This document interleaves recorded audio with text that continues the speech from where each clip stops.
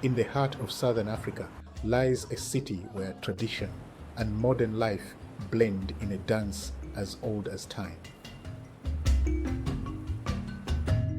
This is Bulawayo, Zimbabwe, a city rich in both historical significance and a thriving cultural heritage. Nestled in the southwestern part of Zimbabwe, Bulawayo is Zimbabwe's second largest city and stands as a testament to the rich cultural, colonial, and post-colonial history of the country.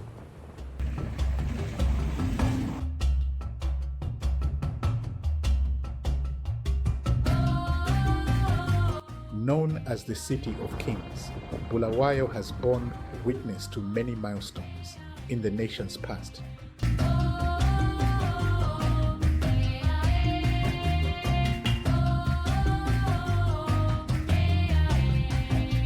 From the rise and fall of the powerful kingdom of Ndebele to the seismic shifts of post-colonial Zimbabwe. But beneath its modern facade, the heart of Bulawayo pulses with ancient traditions, one of the most enduring being the practice of traditional medicine. Known for its rich cultural heritage, it is a place where the past and present meet, a city whose roots run deep in the indigenous practices of healing and spirituality. But beyond the roads and buildings, Bulawayo is a living testament to the traditional medicines that have shaped the lives of its people for centuries.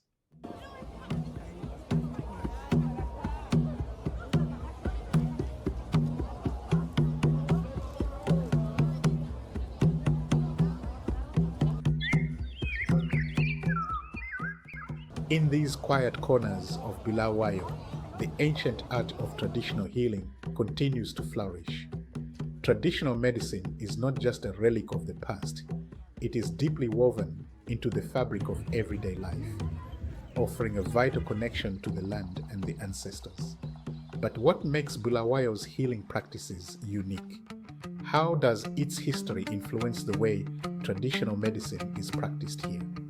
To understand, we must go back in time.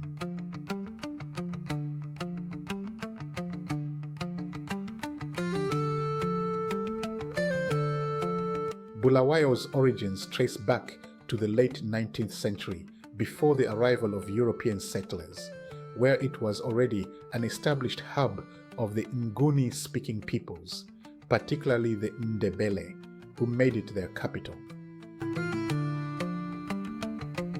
Named after the Ndebele term Bulawayo, meaning the place of killing, or a place of slaughter.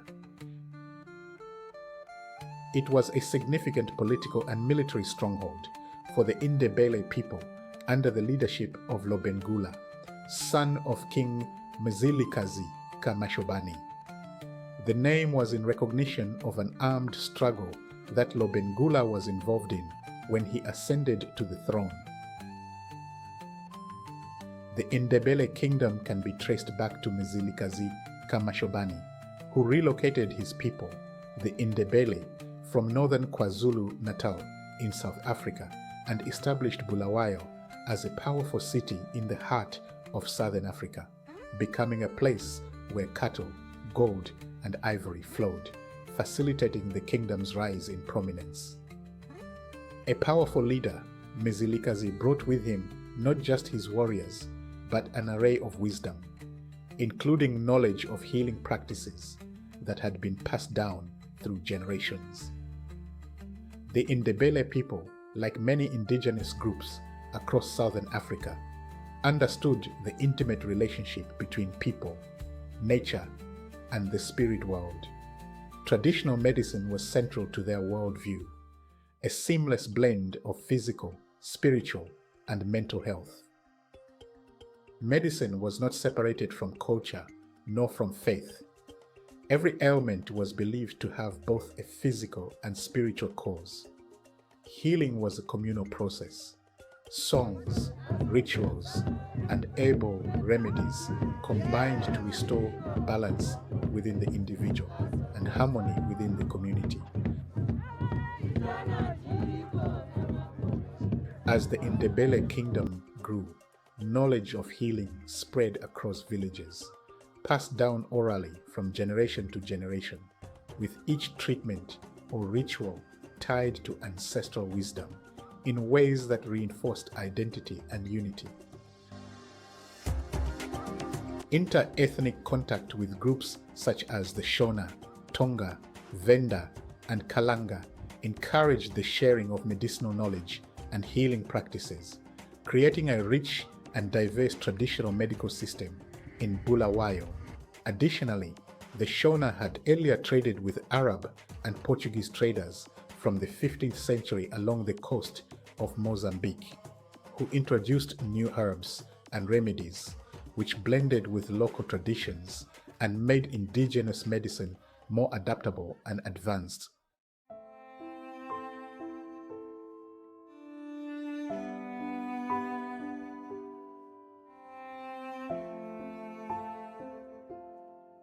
By the 1870s, European colonization efforts began to encroach on the region of Bulawayo. A decade later, Africa would become the stage for one of the most dramatic occurrences in its history, the Scramble for Africa. At the Berlin Conference of 1884 to 1885, European leaders drew non-consensual borders across Africa, creating artificial boundaries which tore apart tribes, cultures, and kingdoms that had existed for centuries. But as pre-colonial currents of change began to flow, traditional medicine too began to shift. New plants, new practices, and new challenges entered the landscape. Diseases once unknown appeared, demanding adaptation. Yet, even in the face of change, the essence of healing remained rooted in indigenous knowledge, guided by the conviction that the ancestors walked beside the living.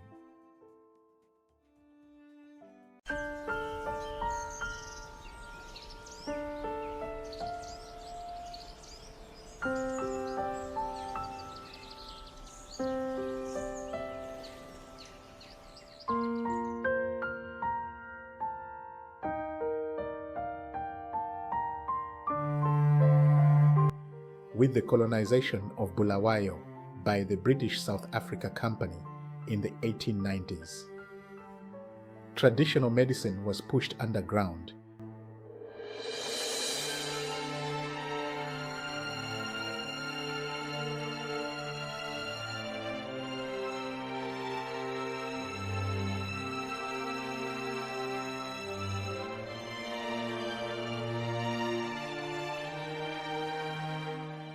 And colonial authorities introduced laws that suppressed indigenous healing practices,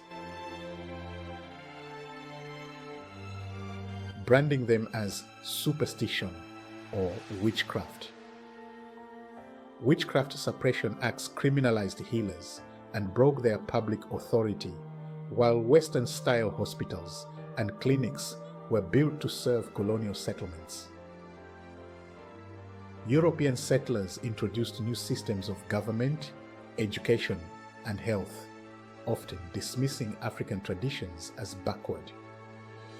Sacred forests used for gathering herbs were cleared for colonial farms. Sacred sites such as Ndebele, a sacred rainmaking shrine in Zimbabwe's Matobo Hills, has been a spiritual center for communities like the Kalanga, Shona, and Ndebele for centuries. Under colonial rule, this powerful symbol of indigenous identity came under pressure. Access was restricted, traditional leaders linked to the shrine were manipulated, and its rituals were monitored or disrupted. Yet, traditional medicine never disappeared. It survived in the shadows, in Bulawayo's townships and rural areas, where healers continued to treat the sick and keep ancestral knowledge alive.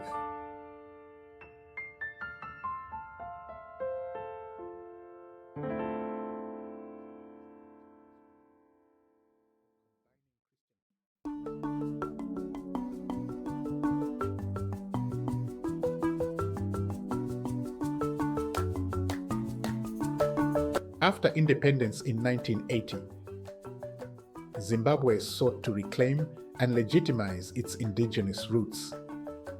A year later, in 1981, the government passed the Traditional Medical Practitioners Act, a landmark move to formally recognize traditional healers. The act created the Traditional Medical Practitioners Council, TMPC, tasked with licensing, regulating, and upholding ethical standards. It was an attempt to bring ancestral medicine into modern governance. As global interest in herbal remedies grew, so too did concerns about safety, quality, and intellectual property. The Medicines Control Authority of Zimbabwe began overseeing the registration of herbal products, ensuring they met scientific standards. By the early 2000s, Zimbabwe also introduced environmental laws to protect indigenous knowledge from exploitation, regulating access to sacred plants and traditional remedies. In Zimbabwe, we have the Ministry of Health. Under the Ministry of Health are certain councils. There is the Medicines Research Council, the MRCZ, which is based on an Act of Parliament, which was written in 1974. Then we have the Traditional Medical Practitioners Council, which is Chapter 27.14 of the Zimbabwean Constitution, which was established in 1981, fine-tuned in 1996, from which I am a registered person. So the duty of the Traditional Medical Practitioners Council is to keep a register of a herbalist, faith healer, anyone who is practicing only. Yet, despite these efforts, regulation has faced resistance. Many healers feel the system imposes Western standards on African knowledge. Others cite cost, bureaucracy, and lack of cultural sensitivity. Today, Zimbabwe stands at a crossroads between honoring tradition and ensuring safety, between preserving culture and embracing modernity. The journey of regulation is ongoing, a delicate balance of law, science, and spirit. At the heart of this landscape is the Zimbabwe National Traditional Healers Association, ZINATHA, founded in 1980, which oversees and promotes traditional healing in Zimbabwe. With around 55,000 registered practitioners, it plays a key role in meeting healthcare needs, especially amid economic difficulties and shortages in biomedical services. ZINATHA provides formal registration and auditing of healers to ensure accountability and aims to professionalize traditional medicine by setting ethical standards, encouraging research, and proposing the creation of training colleges and integration with national health care. Under the leadership of figures like former University of Zimbabwe Vice-Chancellor and former President Professor Gordon Chavunduka, the association has gained credibility. Yet, the system faces mounting challenges: weak enforcement, unregistered healers, unverified herbal products, and the rise of social media sangomas, testing the boundaries of tradition and regulation. According to a 2010 Parliamentary Health Committee report, over 80% of Zimbabweans consult traditional healers, with a 2004 study finding that 88% of respondents were willing to visit a traditional healer. The trend is similar across sub-Saharan Africa, where about 80% of people depend on traditional medicine for primary care. When comparing urban versus rural usage, the use remains widespread across both rural and urban areas, though cost or preference patterns vary. In Zimbabwe, roughly 67% of the population, especially in rural regions, relies on traditional healers for at least part of their health care. This in part being due to accessibility and affordability. traditional remedies remain affordable, especially vital in rural regions with limited formal medical infrastructure. Traditional medicine use is widespread in pregnancy and maternal care. A 2019 study across rural districts showed a prevalence of 69.9% during pregnancy and labor, though just 17.3% used them postpartum. Common usage included facilitating labor, preventing tears, stitches, shortening the duration of labor, and reduced postpartum hemorrhage. In Manicaland district, 54% of pregnant women reported using herbal or traditional medicines to ease childbirth. Common substances include soil, elephant dung, and various indigenous plant preparations. In traditional African medicine, dosages are highly individualized, and standardized measurements were traditionally not as common compared to modern pharmaceutical norms. The general approach to dosage by an Inyanga or a Sangoma depends on various factors, and these include the patient's age, body size and health condition, the type and strength of the plant medicine, and the time of harvesting. Other factors common to the Sangoma include the spiritual diagnosis and ancestral guidance, often through divination or dreams, or the form of medicines such as decoction, infusion, powder, snuff, or topical application. Powdered herbs can be mixed with water, milk, porridge, or traditional beer at the prescribed dose. Snuff, umsizi, is a powdered herb formulation which can be inhaled or used spiritually. For decoction, imbiza, the herbal mix can be boiled and can be drunk as a tea or with the steam inhaled, ukugkuma. In general, some argue that there is no universal dose, with the Inyanga or Sangoma relying on experience, spiritual intuition, and community wisdom. However, recently there is a drive to encapsulate traditional herbs by some practitioners in Bulawayo. The potency varies depending on the time of harvesting, the method of preparation, and the combination with other herbs. The synergistic effect. Some herbs are considered highly toxic in large amounts, so they are used carefully and sometimes only under supervision. Since toxicity and interactions are not well documented for many traditional African remedies, it's important to always follow an Inyanga's or Sangoma's instructions exactly. Avoid self-dosing with strong herbs, such as Impiela, Calilepis laureola, traditionally used to treat tapeworm, as a purge for gastrointestinal complaints, cough respiratory remedies, fertility sexual tonics, and topical antiseptic wound use. It is advisable to inform medical professionals of any traditional medicines that one is taking.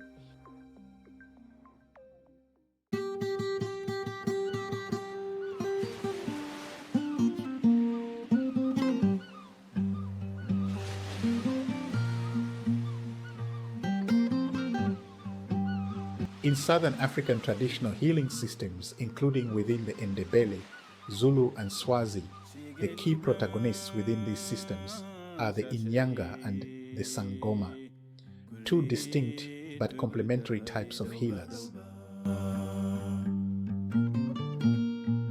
The key differences are as follows. The Sangoma is a spiritual healer and diviner, whose primary focus is communicating with ancestors and spirits. The main tool used is divination, such as throwing bones or other sacred objects, to diagnose spiritual or emotional issues. The healing style is to provide guidance, perform rituals, and ensure spiritual protection. The training includes being called by ancestors through dreams or visions, and trained through initiation, known as ukutwasa.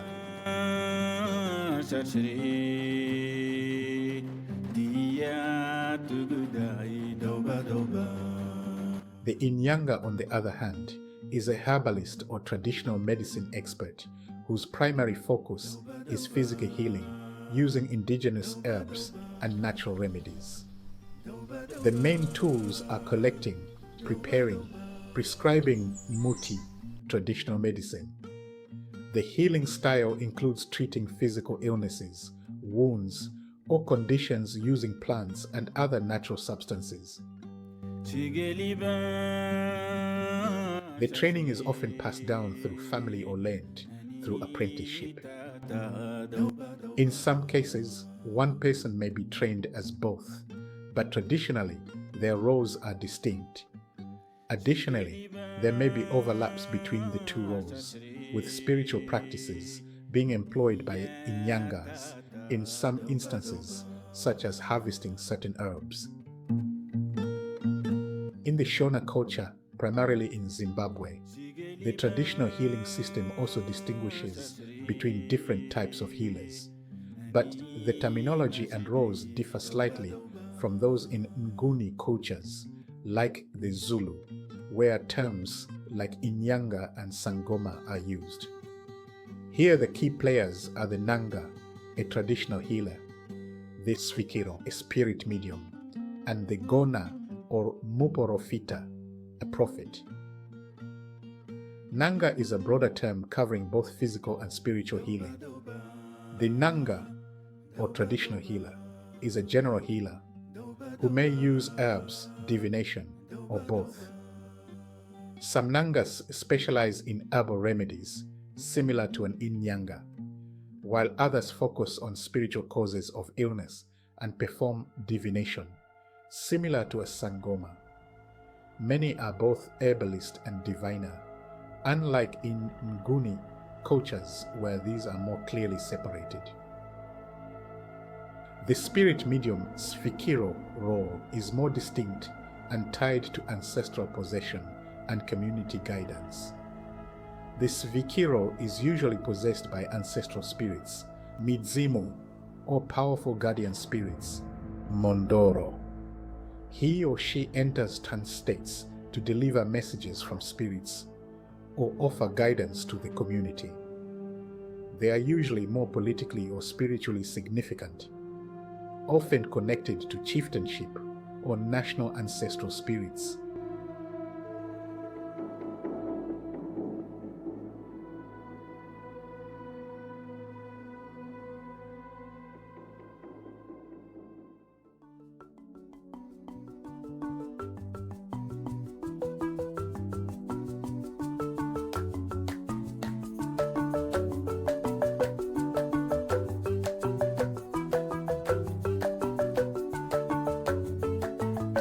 The more recent healer to emerge following colonization of Zimbabwe and Africa in general is the Gona Muporofita, prophet. This role emerged with syncretism of Christianity and traditional beliefs. Like the Sangoma, they may use dreams, visions, and spiritual insight to heal or predict the future. These are found especially in apostolic sects or churches blending traditional African beliefs with Christianity.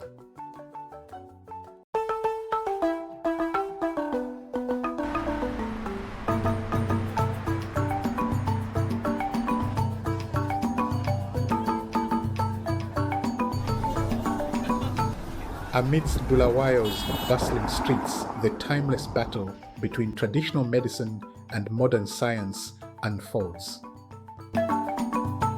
Two distinct forces that shape the health of the people.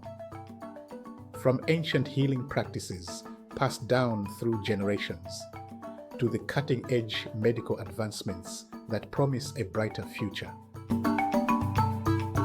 For centuries, traditional medicine has been the cornerstone of health for many communities in Zimbabwe. Rooted in deep cultural practices, traditional healers, known as Nangas or Sangomas, wield knowledge that is passed down through generations. These healers are not merely practitioners of herbal remedies. They are spiritual guides, consulting ancestral spirits for insight into the physical and spiritual well-being of their patients. At the other end of the spectrum, modern medicine, with its scientific approach and technological advancements, is gaining ground. The hospitals of Bulawayo are hubs of innovation where doctors use diagnostic tools, surgical procedures, and pharmaceutical treatments to cure disease. The influx of Western medical practices has brought a new era of healthcare, but not without its challenges. In modern medicine, the reliance of treating physicians or healers is on evidence-based practices. Treatments are driven by clinical trials, rigorous regulated testing, and peer-reviewed studies. This allows doctors to understand the exact causes of disease, and they can offer solutions that are both precise and effective. The advancements in technology, from imaging to surgery, have revolutionized the ability to save lives. Despite the promise of modern medicine, many people in Bulawayo still turn to traditional healers. This intersection of ancient and modern practices is where things become complex. The question arises, can these two worlds coexist, or are they destined to compete? The current regulatory and legal landscape makes this challenging. Mrs. Jennifer Broughton, a renowned medical and herbal expert with over 40 years of experience, explains.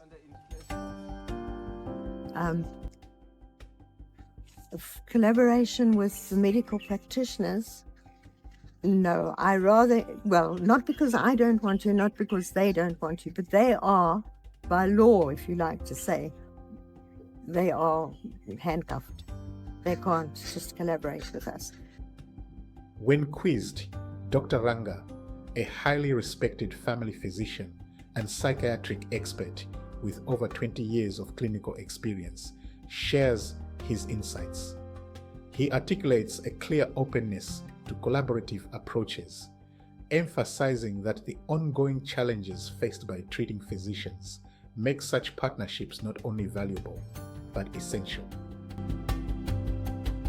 Yes, I feel there is, even if it's not there, we should create the space, because this is what happens in reality. Because I've noticed, especially as I said, for hypertensives and diabetes, whatever you do, you can even tell them, go and take this medication. But before they try that, it won't, they do not go into what we prescribe. So we've actually gone through experiences where you make a prescription, they don't buy it, and they go and try their thing and you'll be wondering what's happening. So the space should be created, because that's the realistic challenge on the ground.